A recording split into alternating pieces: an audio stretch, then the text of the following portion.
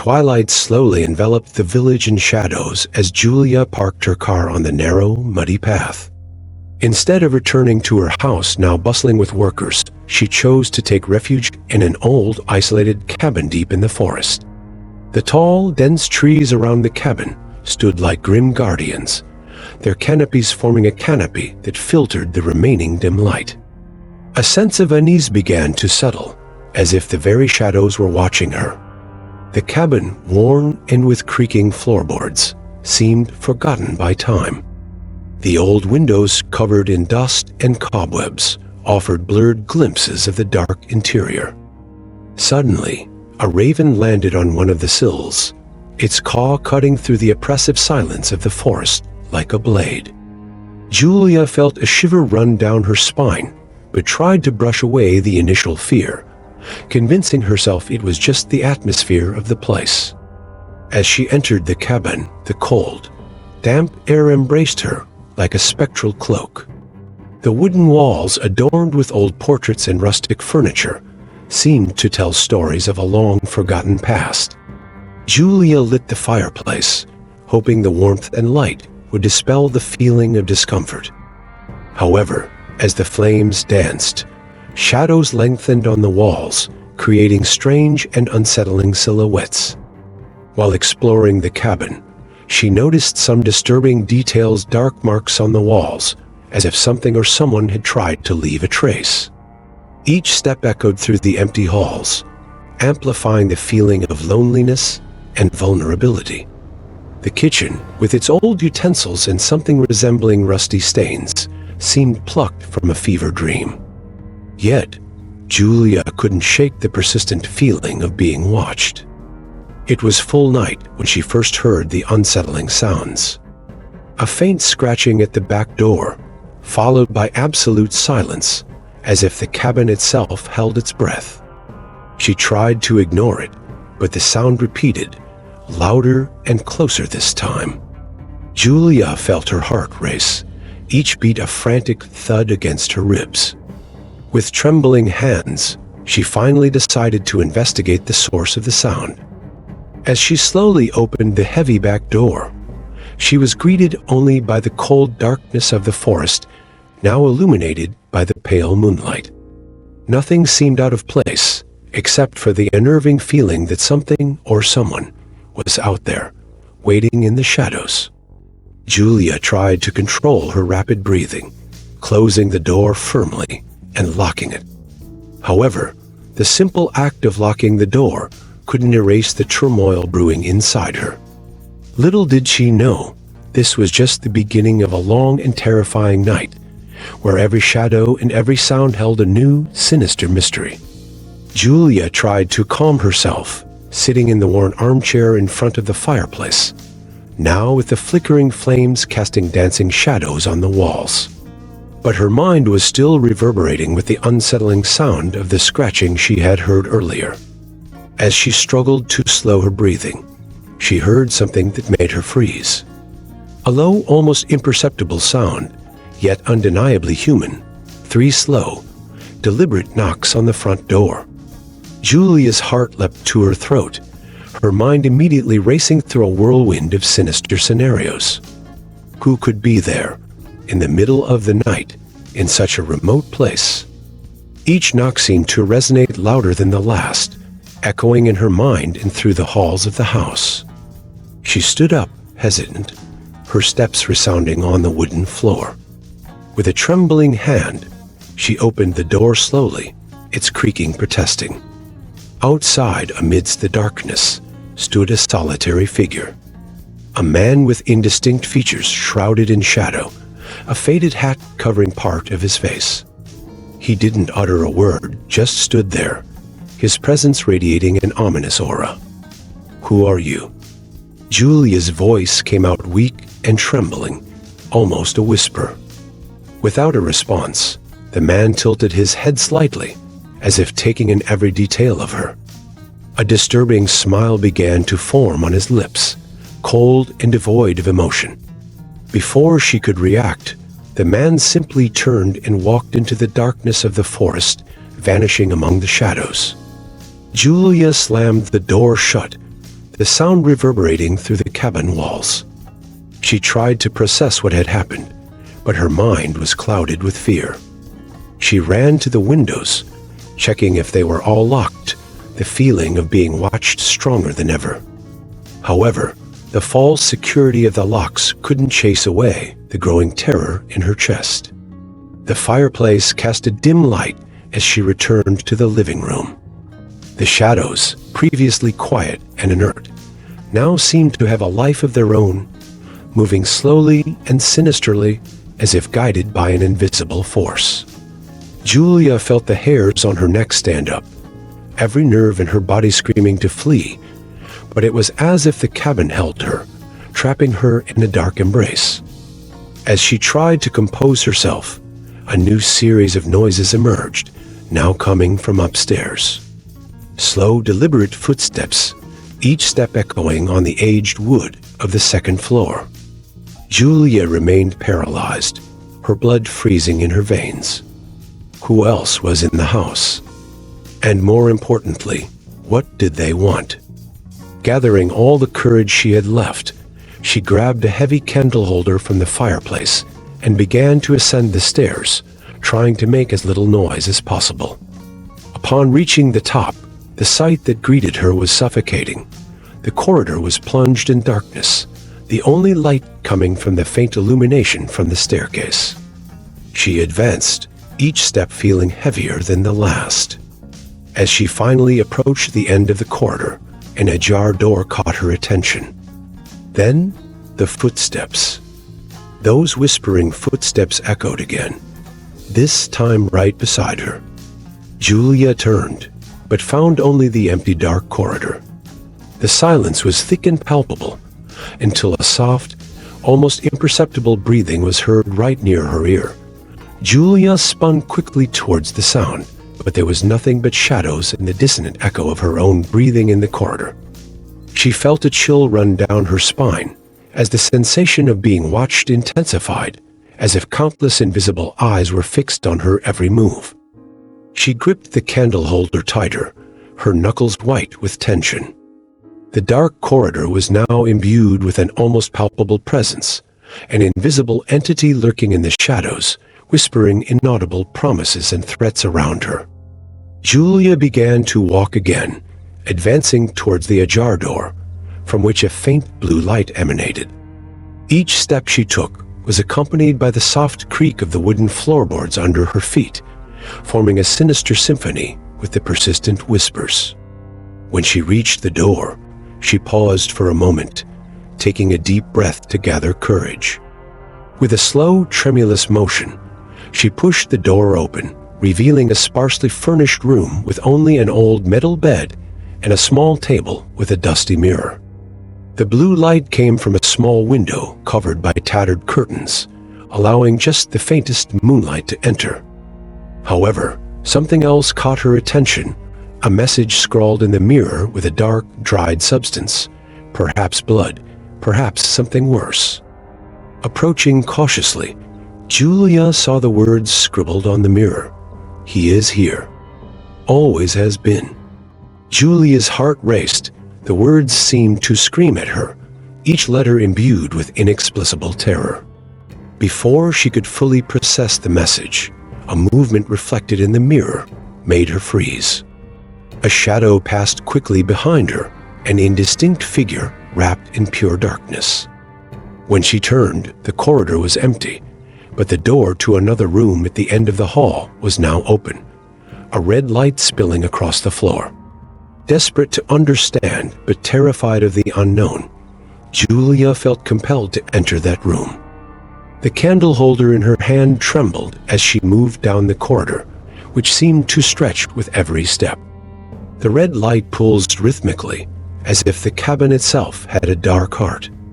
Upon entering the room lit by the red light, Julia found herself in a scene straight out of a nightmare. The furniture was overturned, broken pieces scattered about, and the walls were covered in grotesque and disturbing drawings. In the center of the room was an old rocking chair. Sitting in it was a demonic doll, old and worn, with eyes that seemed to gleam with a life of their own in the crimson gloom. It seemed to be staring directly at Julia, a sinister smile forming on its porcelain face. Suddenly, the whispers became deafening, every corner of the room filled with invisible, enraged voices. Julia tried to cover her ears, but it was in vain, for the voices were no longer external, but came from within her own mind. Confused and terrified, she dropped the candlestick to the floor, the candles extinguishing instantaneously, plunging the room into an infernal darkness, broken only by the eerie red glow. Feeling on the brink of madness, Julia recoiled from the doll, trying to find the exit from the room. However, when she looked back at the door, it was no longer there. In its place was a solid wall, as if the room itself intended to imprison her. And then the doll began to mutter something with a cavernous voice, impossible to be human. "He is here. He always has been." The doll's ghastly voice echoed in the room, solidifying the terror within Julia's chest. "He is here. He always has been." Julia's mind whirled in a vortex of fear and despair. Each breath was a struggle, an effort not to succumb to the paralysis of panic. She looked frantically around, seeking an escape. The whispers, now a cacophony of sound, infiltrated every crevice of her thoughts. But then, something caught her eye at the old mirror on the opposite wall, where the red light seemed to concentrate. Slowly, as if pulled by an irresistible force, Julia moved toward the mirror. Each step felt like an eternity, her shadow stretching in distorted ways on the marked walls. However, the reflection in the mirror did not only show her in the room. Beyond her terrified figure, she glimpsed something more. Behind Julia, reflected in the mirror, an indistinct figure cloaked in suffocating darkness slowly approached. It was tall and gaunt, dressed in tattered rags that floated as if submerged in water. The eyes, however, were the most terrifying feature. They shone with an intensity that seemed to absorb all the light around. Before Julia could turn, the figure murmured something incomprehensible. She felt a cold chill brush her neck and instinctively ducked. The mirror shattered into 1,000 pieces, fragments flying through the air with a piercing sound. The room plunged into complete darkness, the only sound being Julia's rapid, uncontrolled breathing. On the floor around her, pieces of the mirror reflected small streams of red light. Julia realized that each fragment bore a part of that sinister figure's face. The whispers, once incomprehensible, now took shape in distinct, disturbing words. "Release me. Release him." Summoning her resolve, Julia picked up one of the larger mirror fragments. She was determined to use anything to defend herself, even a sharp shard. However, as she touched the fragment's surface, her surroundings instantly shifted. It was as if she had passed through a portal. The room vanished, and she found herself in a completely different place. She now stood in a vast hall filled with large, imposing mirrors, each reflecting scenes of terror and despair. She walked among them, each reflection a glimpse of horrors that seemed to pull her in. The floor beneath her feet was made of glass, and below, shadows moved, distorted forms dancing a macabre ballet. In the center of the hall, she saw a large mirror draped in a black veil. There was something different about it, something extraordinarily important. Julia knew she had to lift the veil. As she slowly approached it, the sound of her own breathing and the growing whispers formed a terrifying symphony. When she finally reached the large mirror, she grasped the veil with trembling hands and gently pulled it aside. Behind it, the mirror revealed an almost impossible scene. She saw herself, but not as she was at that moment. The reflection showed a future version of herself, pale, worn, and imprisoned, with eyes pleading for help. Suddenly, the sinister figure she had seen earlier in the bedroom mirror appeared beside her in the reflection, the eyes glowing even more intensely. And then, for the first time, she understood. "You freed me," the figure whispered beside her, its voice dripping with malevolence. "And now I'm here. I've always been." Before Julia could react, the figure merged with her reflection, and an excruciating pain shot through her. She felt herself being dragged into the mirror, her own reflected form becoming solid, and she a mere ghost of the past. The hall vanished, and Julia found herself back in the dark room of the cabin, but now seated in the rocking chair, trapped in that terrible cycle of shadows and whispers. The doll was still there, its eyes glowing sinisterly, and for the first time, Julia comprehended the doll's words. "He is here. He always has been." Now, as the new guardian of the shadows, Julia watched through the mirrors, waiting for someone to make the same mistake and release her from the prison of terror she found herself in. Julia sensed her existence between two realities, part of her still bound to the cabin, while another melded with the mirrors, watching every shadow with vigilant attention. She perceived the flow of time in a strange way. Day and night blended into a continuum of darkness and sinister reflections. The whispers were now her constant companions, increasingly comprehensible, each word imbued with an ancient and potent incantation. Julia knew she was not alone. In the refuge of the mirrors, other souls victims of similar traps also lingered, waiting for a way back to the world of the living. They were her new companions, but their presence was cold and empty. One night, something changed. Julia felt a new energy emanating from the forest. Someone unaware was approaching the cabin. The aura of the unknown was bright, their curiosity a beacon in the darkness. As this new soul approached, Julia could see, through the house's mirrors, the incandescent glow of a lantern cutting through the darkness. It was a young woman, perhaps a researcher, investigating the ancient legends of the region. Julia tried to shout, to warn her to turn back, but her voice was nothing more than a murmur trapped in the mirrors. Assuming the form of a flickering reflection, Julia watched the young woman cross the threshold of the cabin, her presence activating the ancient enchantments. The researcher walked cautiously, the lantern illuminating the dark corners of the cabin. She documented every detail, unaware of the shadows surrounding her. Julia tried again to communicate, condensing her energy into the main mirror in the living room. The edges of the mirror glowed momentarily, an almost inaudible whisper emerging from it. The young woman, drawn by the glow, approached the mirror, her eyes reflecting a mix of surprise and fascination. She ran her fingers over the dusty surface, and for a moment, their gazes met. Julia felt a spark of hope, but the intervention was brief. The sinister figure, now a constant presence in the cabin's shadows, activated, sensing the intrusion. The figure emerged from the far corner of the room, its eyes glowing with its usual malevolent light. The young woman recoiled, the lantern trembling in her hand as the entity slowly advanced. Julia knew what would happen. She had seen it before.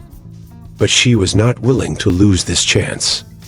With desperate resolve, she concentrated all her energy and launched herself through the mirrors, seeking any means of protection. The young woman's reflection started to warp in the mirror, the surface rippling like water. The entity hesitated, intrigued by the interference.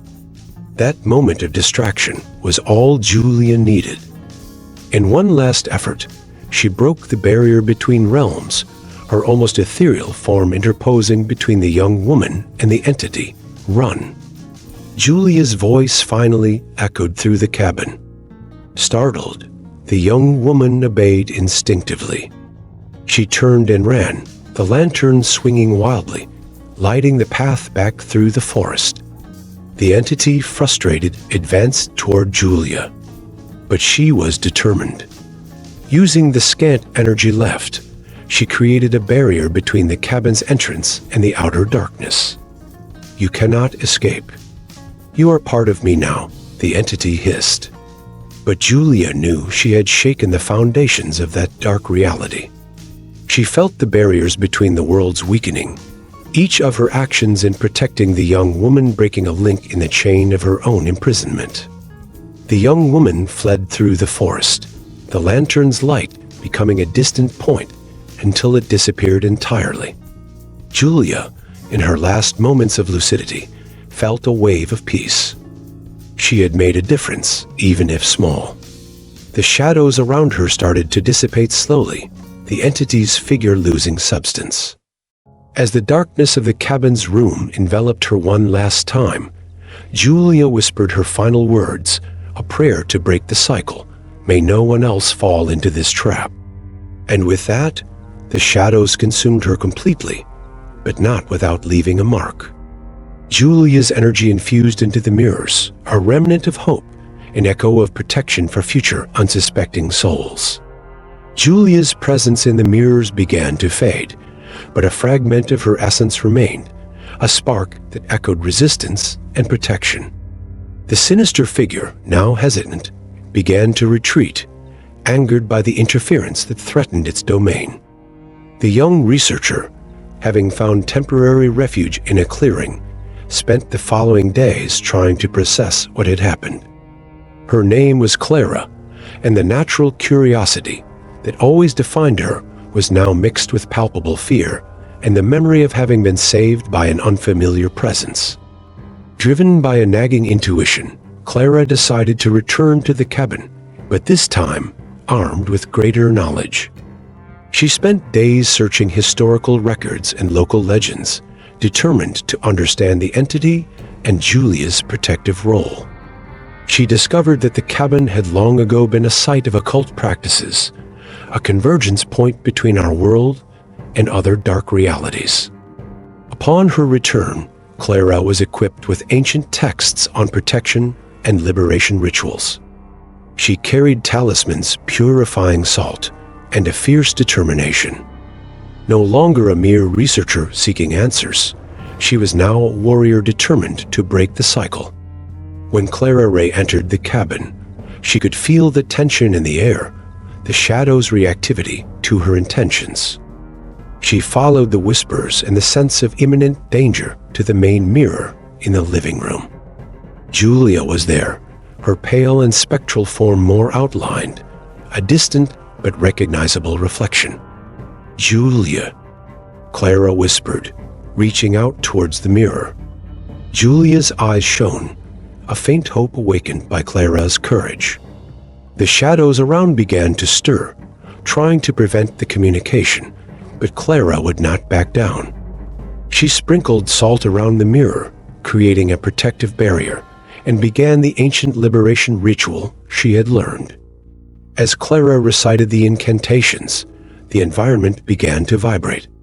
The entity, sensing the threat to its domain, materialized again, its eyes burning with fury and desperation.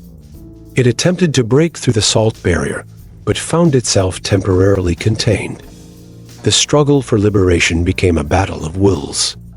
Julia, feeling the old chains holding her weaken, focused on adding her strength to Clara's.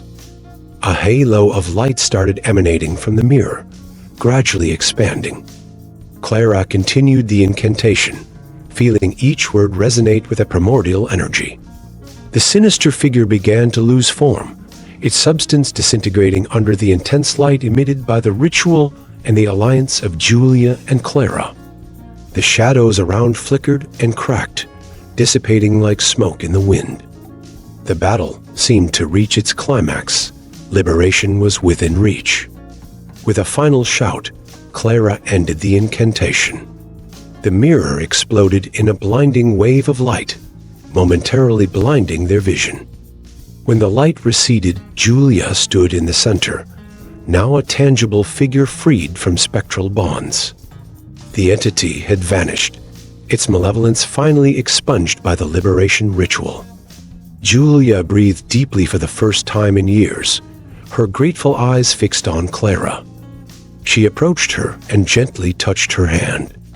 "Thank you," Julia whispered, her voice resonating with sincerity and deep relief. Clara, exhausted but triumphant, smiled. "We are both free now," Clara replied, feeling the truth of those words as the cabin became a mere place of wood and stone, stripped of its past horrors. The cabin, once a prison of shadows, was now purified. The malevolent energies had dissipated, and Julia's echo of protection and resolve remained imprinted on its walls, a testament to the triumph over darkness. As Clara and Julia left the cabin in the rising morning light, a new hope hung in the air. The shadows had been banished, and together they faced future challenges, knowing that light would always triumph over darkness. Julia and Clara slowly descended the hill, where the once imposing cabin now stood in serene tranquility. The first rays of sunlight illuminated their faces, bringing a sense of warmth and comfort. On their way back, Clara was fascinated by Julia's stories about the region's past, loaded with secrets and mysticism. They felt connected by an invisible bond, forged through their shared adversities.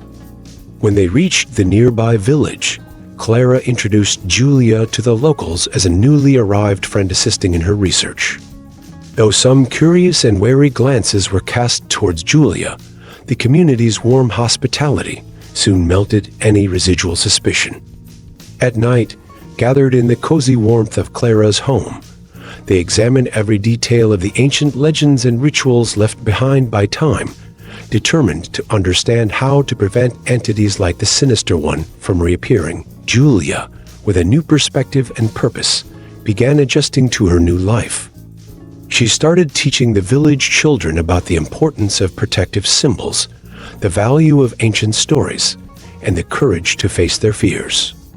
One night, as Clara and Julia sat by the fireplace, a gentle breeze entered through the window, carrying a familiar and comforting whisper. It was a reminder that the spiritual world was still present and at peace. Julia closed her eyes and smiled, finally feeling at home. Watching her friend, Clara decided to share a plan she had been forming. "Julia, we can do more than just protect this village.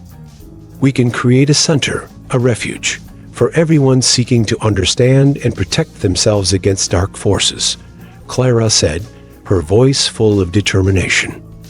Julia looked at Clara, seeing the same resolute fire in her eyes.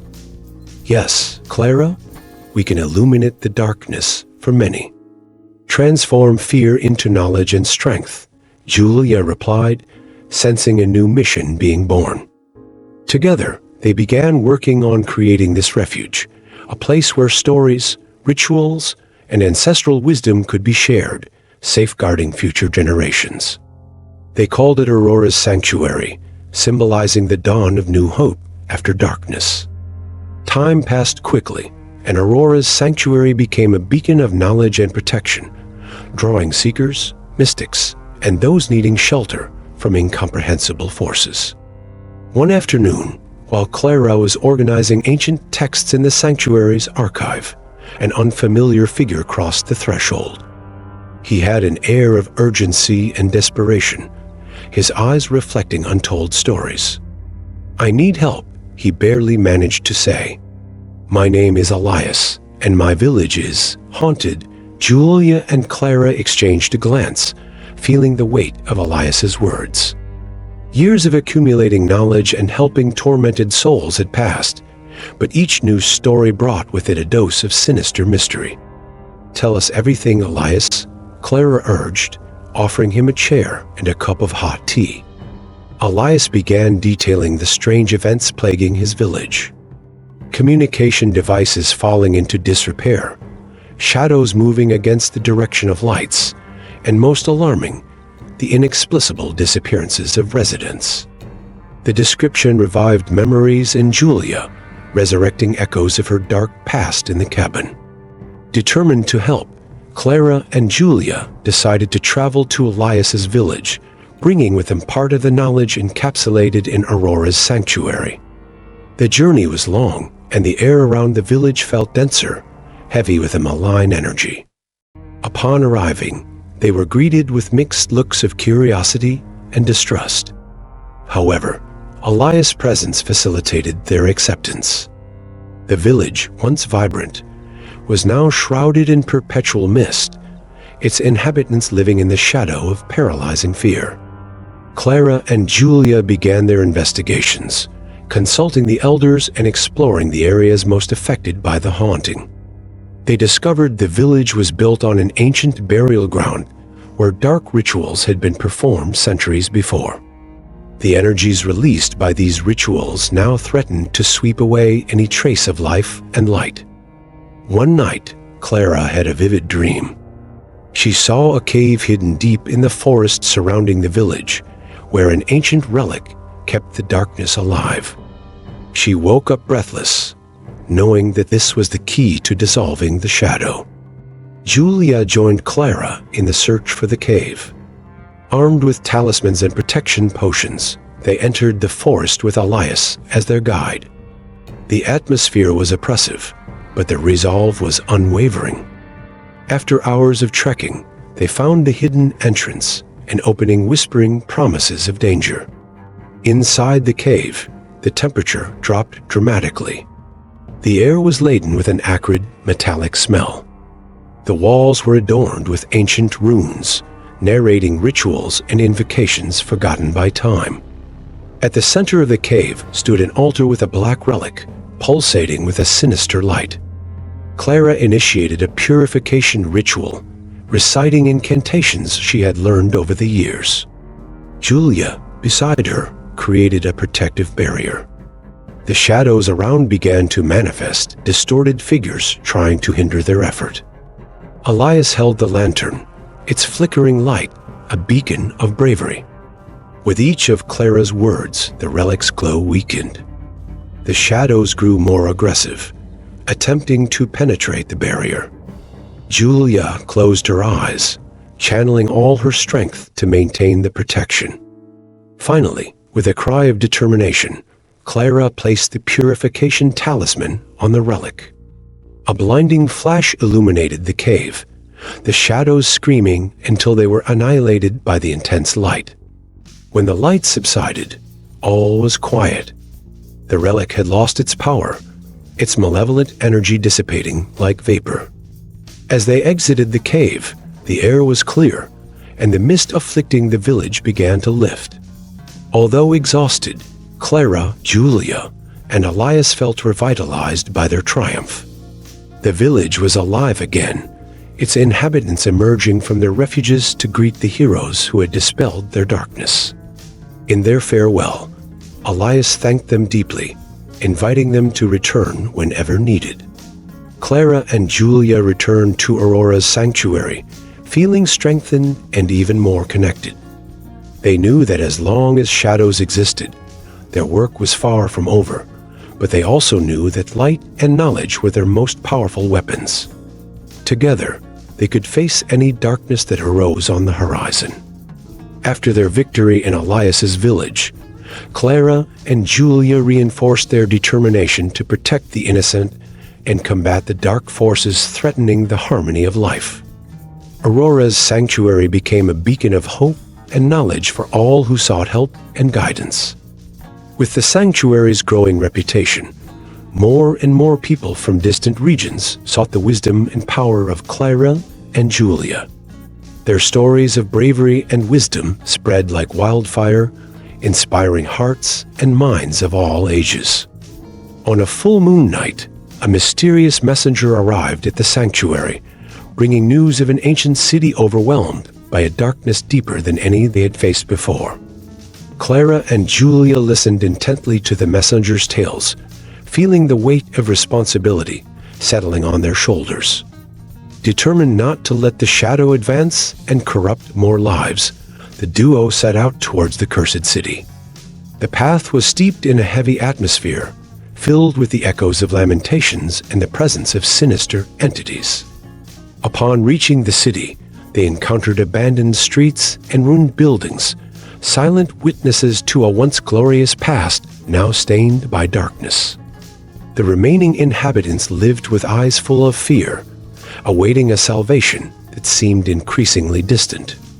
Clara and Julia felt the weight of the task ahead, but the determination that united them was unshakable.